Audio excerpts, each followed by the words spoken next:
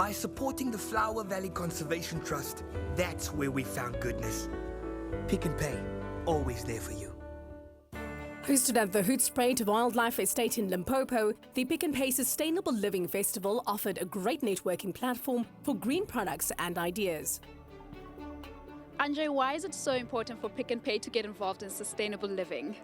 For us, supporting the Sustainable Living Festival in Hoedspruit is very important because of the conservation activities occurring in the area, but also because it gives us the opportunity to show that making small changes in your lifestyle can actually have a huge benefit to everyone around here. We're living in a developing country, and even though most of the spend and the consumption is happening in the first world, we know that in the third world countries like ours, a lot of development is going to take place.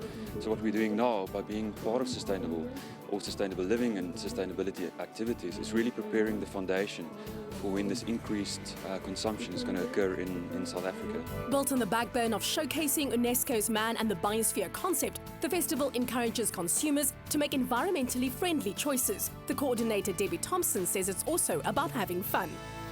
I've been very involved with the Kruger Canyons Biosphere, which is a UNESCO-registered region that deals with sustainable development and conservation of biodiversity. And one of the things we'd noticed is we were writing documents and pamphlets and brochures and articles, but all of the time, only people that were really already interested were reading them. And what we really wanted to do was to find a fun way that we could bring the message across, that we could get the general public to actually come to an event, have fun, and while they're here, we can teach them and showcase all the different concepts that are related to sustainable living. And what is the goal and purpose of this festival? One of the goals and purposes we feel is that everybody should be doing one little thing. We know that every little thing makes a difference. We're not trying to say to everyone, we expect you all to become vegans or we expect you all to live off the grid. We just want everyone to start taking a step, to make that one little difference, and it'll all add up at the end of the day. We are women organization, it's an NGO.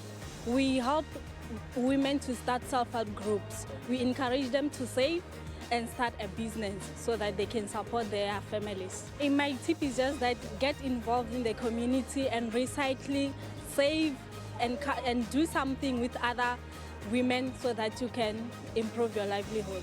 The festival is planned and activated on 5 sustainable living pillars. The first is the protection of the natural environment, including flora and fauna. Vervet monkeys play a very important part in the whole ecosystem. Basically, they help in seed dispersal, propagation of a lot of our trees and things like that. And without them, we've got a big problem looking after other animals. We can't go saving the rhino if there's no food for them to eat. So basically, this is a part that the monkeys play in their whole environment. So we have to start looking after all animals. We can't just take a flagship species and concentrate on them. I think a very important thing is to start watching our diet.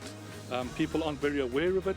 Start looking at a meat-free thing, support meat-free Mondays. The more often we can do this type of thing, the better for our whole environment in the long run. Another sustainable living pillar is community. The festival reaches out and engages the public. It's also a great showcase for educational initiatives that work with the younger generation. When you go to the shop, try and buy less plastic. Try and buy stuff you can reuse, recycle everything, all the rubbish you have. And get involved in projects. If you find projects who are doing a good thing out there, trying to help, get involved, support them. Sponi, so how does your initiative contribute to sustainable living? Well, Mpho, as an environmental education initiative, we're trying to bring kids into the sustainable future, which is the focus of the 21st century. So it's use less than you need. Just be a conscious consumer and make a difference to the community that you're living in and to the people that you interact with. I think sustainability is more encompassing than just the goods that we use. It's how we deal with each other and deal with the earth. The third pillar of this festival involves lifestyle choices. Visitors were shown how easy it is to recycle. The most important thing about anything to do with sustainability is whatever you use or consume, do not throw and waste anything. It has a use, it must go back to its source of origin. The fourth and fifth pillars this exciting festival rely on are resource management and innovation. The exhibitors at this year's event prove that there are earth-friendly choices out there, in everything from tourism destinations to home decor. basically various artisans and handcrafters across Africa.